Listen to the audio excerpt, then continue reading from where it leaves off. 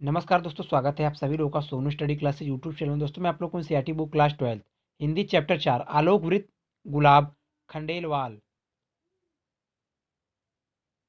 पर प्रश्न उत्तर मैं आप लोगों को इस वीडियो में बताऊंगा। प्रश्न नंबर 1, आलोक वृत्त की कथा वस्तु कथानक अथवा सारांश पर संक्षेप में प्रकाश डालिए, या आलोक वृत्त खंडकाव्य का सारांश अपने शब्दों में लिखिए, या आलोक वृत्त के आधार पर द्वितीय सर्ग की कथा वस्तु का निरूपण कीजिए, या आलोक वृत्त के आधार पर सन 1942 ईस्वी की जन क्रांति पर संक्षेप में प्रकाश डालिए, या आलोक वृत्त काव्य में वर्णित स्वतंत्रता प्राप्ति की प्रमुख घटनाओं का संक्षेप में वर्णन कीजिए, या आलोक वृत्त खंडकाव्य के आधार पर चतुर्थ सर्ग का सारांश लिखिए, या आलोक वृत्त के आधार पर गांधी जी के अफ्रीका प्रवास के जीवन पर प्रकाश डालिए, या आलोक वृत्त खंडकाव्य की प्रमुख घटना का वर्णन कीजिए, या आलोक वृत्त काव्य भारतीय स्वतंत्रता संग्राम का संक्षिप्त इतिहास से विवेचन कीजिए, या आलोक वृत्त खंडकाव्य के सप्तम सर्ग में कथित भारत छोड़ो आंदोलन पर प्रकाश डालिए, या आलोक वृत्त खंडकाव्य के सप्तम सर्ग के कथानक पर प्रकाश डालिए, या आलोक वृत्त खंडकाव्य के प्रथम एवं द्वितीय सर्ग की कथा वस्तु पर प्रकाश डालिए, या आलोक वृत्त के दूसरे एवं तीसरे सर्ग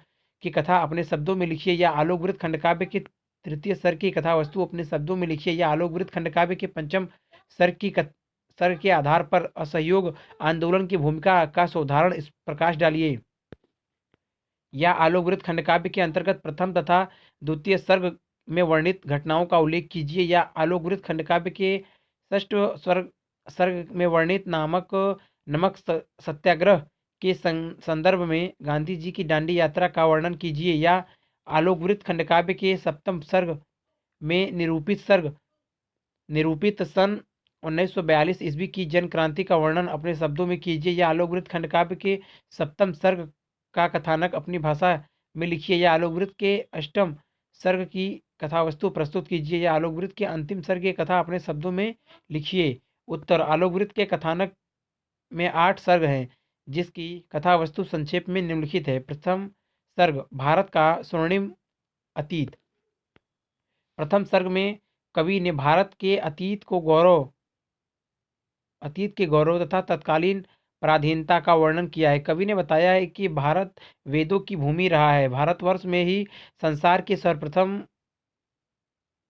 ज्ञान की ज्योति दी थी, किंतु दुर्भाग्यवश एक समय ऐसा आया कि भारतवासी यह भूल गए कि हम कितने गौरवमंडित थे। इसका परिणाम यह हुआ कि भारतवर्ष सैकड़ों वर्ष तक दासता की बेड़ियों में जकड़ा रहा। सन 1857 ईस्वी की क्रांति के पश्चात गुजरात के पोरबंदर नामक स्थान पर एक दिव्य ज्योतिमय विभूति मोहनदास करमचंद गांधी के रूप में प्रकट हुई, जिसने हमें विदेशियों की दासता से मुक्त करवाया। द्वितीय सर्ग, गांधी जी का प्रारंभिक जीवन। द्वितीय सर्ग में गांधी जी के जीवन के क्रमिक विकास पर प्रकाश डाला गया है। वह बचपन में कुसंगति में फंस गए थे, किंतु शीघ्र ही उन्होंने अपने पिता के समक्ष अपनी त्रुटियों पर पश्चाताप किया और दुर्गुणों को सदैव के लिए छोड़ने की प्रतिज्ञा की और आजीवन उसका निर्वाह किया। इसके बाद कस्तूरबा के साथ गांधी जी का विवाह हुआ। इसके कुछ समय बाद उनके पिताजी का देहांत हो गया। वह उच्च शिक्षा प्राप्त करने के लिए इंग्लैंड गए। उनकी मां ने विदेश में रहकर मांस मदिरा का प्रयोग न करने के लिए समझाया।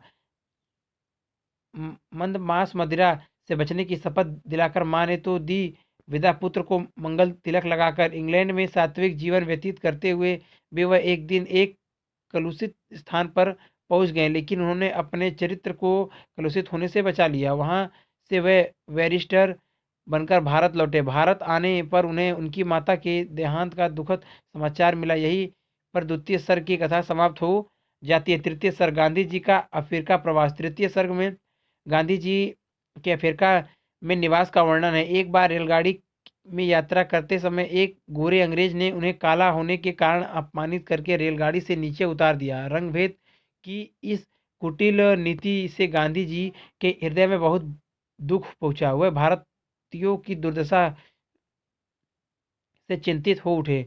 यहाँ पर कवि ने गांधी जी के मन में उत्पन्न अंत द्वंद का बड़ा सुंदर चित्रण किया है। गांधी जी ने सत्य और अहिंसा का सहारा लेकर असत्य और हिंसा का सामना करने का दृढ़ निश्चय किया। अपनी जन्मभूमि से दूर विदेश की भूमि पर उन्होंने मानवता के उद्धार का प्रण लिया। पशु बल के सम्मुख आत्मा की शक्ति जगानी होगी। मुझे अहिंसा से हिंसा की आग बुझानी होगी। सत्य और अहिंसा के इस मार्ग को उन्होंने सत्याग्रह का नाम दिया। गांधी जी ने दक्षिण अफ्रीका में सैकड़ों सत्याग्रहियों का नेतृत्व किया। दक्षिण अफ्रीका में संघर्ष समाप्ति के साथ ही तृतीय सर्ग समाप्त हो जाता है। चतुर्थ सर्ग गांधी जी का भारत आगमन। चतुर्थ सर्ग में गांधी जी दक्षिण अफ्रीका से भारत लौट आते हैं। भारत आकर गांधी जी ने लोगों को स्वतंत्रता प्राप्त करने हेतु जागृत किया। उन्होंने साबरमती नदी के तट पर अपना आश्रम बनाया। अनेक लोग गांधी जी के अनुयायी हो गए, जिसमें डॉक्टर राजेंद्र प्रसाद, जवाहरलाल नेहरू, सरदार वल्लभ भाई पटेल, विनोबा भावे, राजगोपालचारी, सरोजनी नायडू, दीनबंधु मदन मोहन मालवीय, सुभाष चंद्र बोस आदि प्रमुख थे। अंग्रेज देश की जनता पर भारी अत्याचार कर रहे थे। गांधी जी ने चंपारण में नील की खेती को लेकर आंदोलन आरंभ किया, जिसमें वह सफल हुए। एक अंग्रेज द्वारा अपनी पत्नी के हाथों गांधी जी को विष देने तक का प्रयास किया गया, परंतु वह स्त्री गांधी जी की दर्शन कर ऐसा न कर सकी। इसके विपरीत उन दोनों का हृदय परिवर्तन हो गया। इसी सर्ग में खेड़ा सत्याग्रह का वर्णन भी हुआ है। कवि ने इस सत्याग्रह में सरदार वल्लभ भाई पटेल का चरित्र चित्रण विशेष रूप से किया है। पंचम सर्ग असहयोग आंदोलन। इस सर्ग में कवि ने यह चित्रित किया है कि गांधी जी के नेतृत्व में स्वाधीनता आंदोलन निरंतर बढ़ता गया, अंग्रेजों की दमन नीति भी बढ़ती गई। गांधी जी के नेतृत्व में स्वतंत्रता प्रेमियों का समूह नागपुर पहुंचता है। नागपुर के कांग्रेस अधिवेशन में गांधी जी के ओजस्वी भाषण ने भारतवर्ष के लोगों में नई स्फूर्ति भर दी, किंतु अंग्रेजों की फूट डालो और शासन करो की नीति ने हिंदुओं मुसलमानों के सांप्रदायिक दंगे करवा दिए। गांधी जी को बंदी बना लिया गया। उन्होंने सत्याग्रह का कार्यक्रम स्थगित कर दिया। कारागार से छूटने के बाद उन्होंने हिंदू मुस्लिम एकता, शराब मुक्ति, हरिजनोत्थान, खादी प्रचार आदि रचनात्मक कार्यों में अपना संपूर्ण समय लगाना आरंभ कर दिया। हिंदू मुस्लिम एकता के लिए गांधी जी ने 21 दिनों का उपवास रखा। आत्मशुद्धि का यज्ञ कठिन यह पूरा होने को जब आया, बापू ने 21 दिनों के अनशन का संकल्प सुनाया।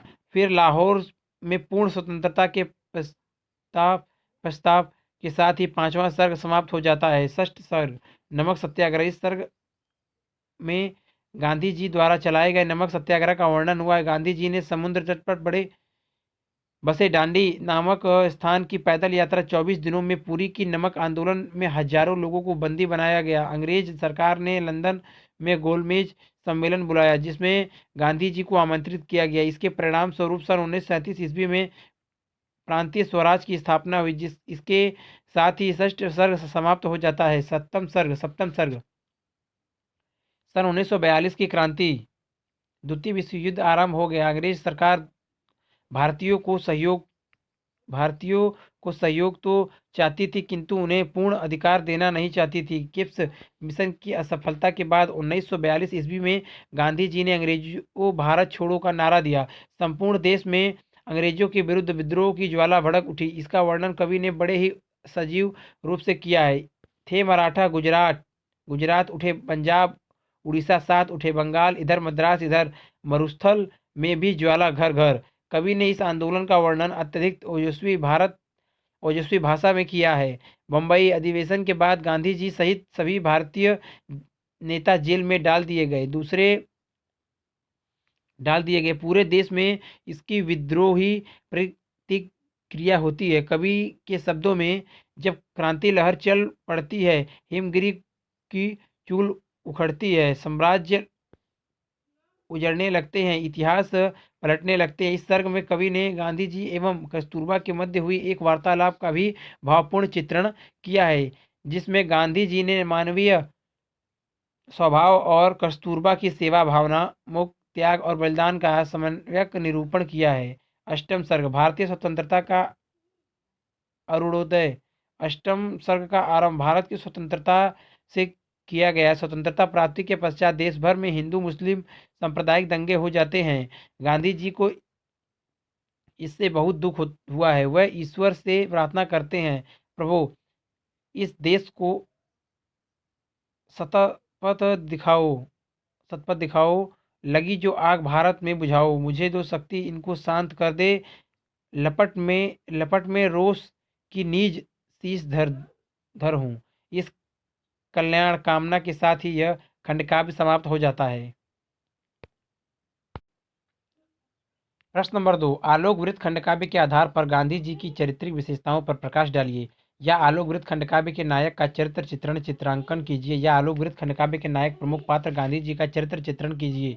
या आलोक वृत्त खंडकाव्य के नायक की चारित्रिक विशेषताएं लिखिए। या आलोक वृत्त खंडकाव्य के आधार पर महात्मा गांधी के जीवन व राष्ट्रीय आदर्शों पर प्रकाश डालिए। या आलोक वृत्त में गांधी जी की गांधी जी का कृतित्व ही नहीं, उनका जीवन दर्शन का चिंतन भी अभिव्यक्त हुआ है। इस कथन की सार्थकता प्रमाणित कीजिए। या आलोक वृत्त खंडकाव्य के आधार पर गांधी जी के व्यक्तित्व की विशेषताओं का उल्लेख कीजिए।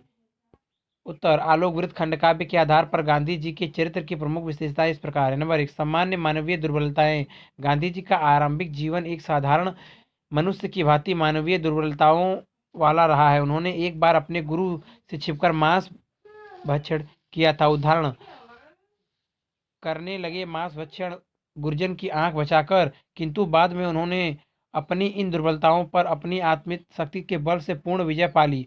नंबर 2, देश प्रेमी। आलोक वृत्त में गांधी जी के चरित्र की सर्वप्रथम विशेषता उनका देश प्रेम है। वह देश प्रेम के कारण अनेक बार कारागार जाते हैं, जहां उन्हें अंग्रेजों के अपमान अत्याचार सहने पड़ते हैं। उन्होंने अपना सर्वस्व देश के लिए न्यौछावर कर दिया। भारत के लिए उनका कहना था, तू चीर प्रशांत, तू चीर अजय, सुर मुनि वंदित स्थिर अप्रमेय, हे सद्गुण ब्रह्मन वेदादि गे, हे चीर अनादि, हे चीर अशेष, मेरे भारत मेरे स्वदेश।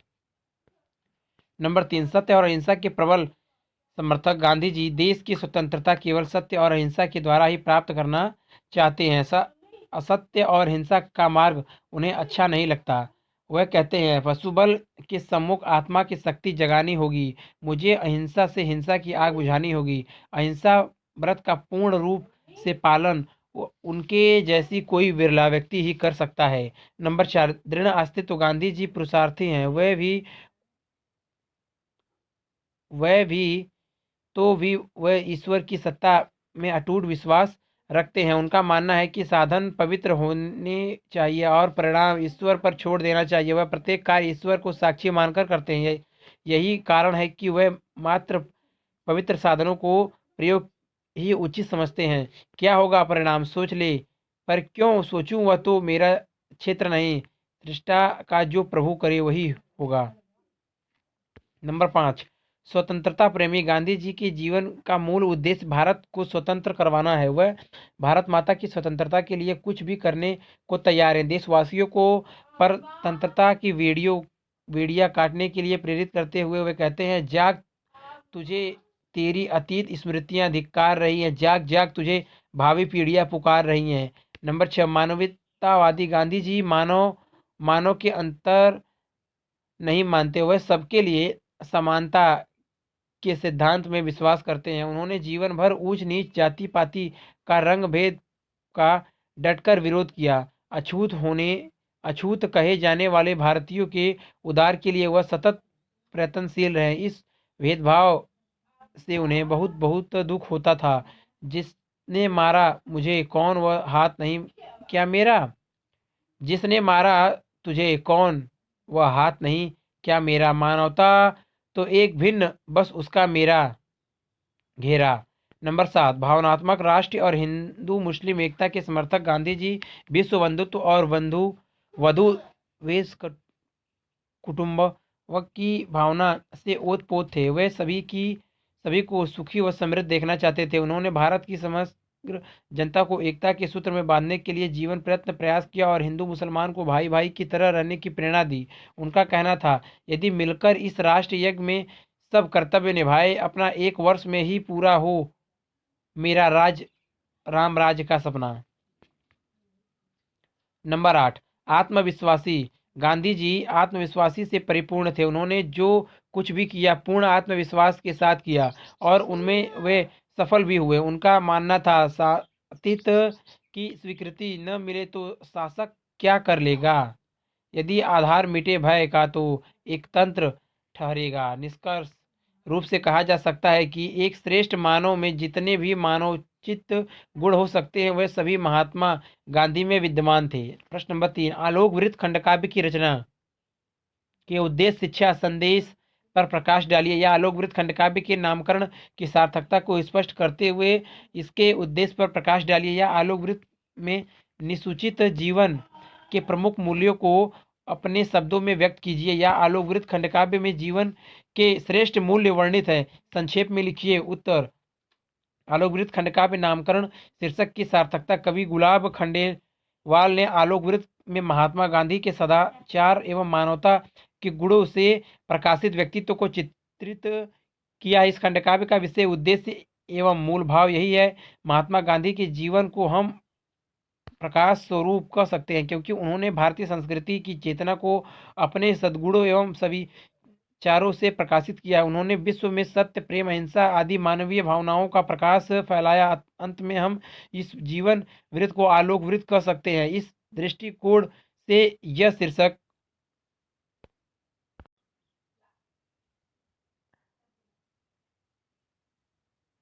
उपयुक्त है। यह महात्मा गांधी के जीवन, उनके चरित्र, उनके गुणों, सिद्धांतों एवं दर्शन को पूर्ण रूपेण परिभाषित करता हुआ एक साहित्यिक एवं दार्शनिक शीर्षक है।